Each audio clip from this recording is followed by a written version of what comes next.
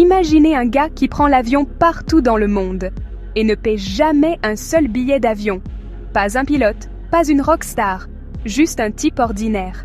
Enfin, c'est ce que tout le monde pensait. Pendant plus de 6 ans, Tyrone Alexander a réussi à duper certaines des plus grandes compagnies aériennes du monde, obtenant plus de 120 vols gratuits.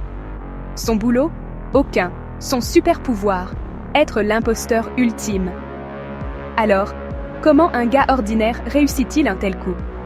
Remontons en 2018, aux États-Unis. Tyrone a 29 ans. Il découvre une faille dans le système interne d'une compagnie aérienne. Avec un faux badge, de faux dossiers d'embauche et des numéros de personnel imaginaires, il se crée une identité d'agent de bord totalement bidon. Et ça marche.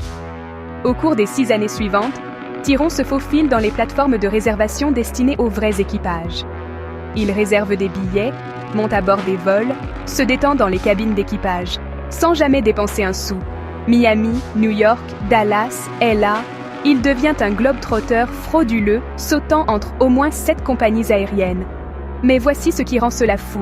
Il crée 30 numéros de faux badges différents, chacun avec une histoire qui semble légitime.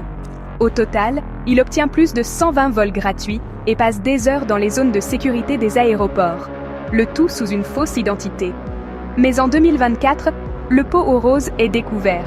Les autorités fédérales le repèrent, fraude électronique, intrusion dans des zones sécurisées, la liste est longue.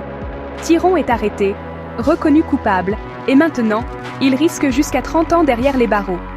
Le verdict final est attendu le 25 août, mais honnêtement, l'Amérique est déjà sous le choc.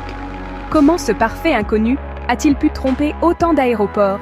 Et comment a-t-il réussi à rester sous les radars pendant 6 ans? Ce que Tyrone a fait n'est pas seulement de voyager gratuitement, c'est un signal d'alarme glaçant sur la sécurité aérienne. C'est une histoire vraie, mais honnêtement, on dirait un film Netflix. Qu'en pensez-vous? Est-ce un génie de l'arnaque ou une menace publique? La justice devrait-elle lui infliger la peine maximale ou saluer sa créativité? Laissez vos commentaires ci-dessous. J'ai hâte de voir où ce débat va nous mener.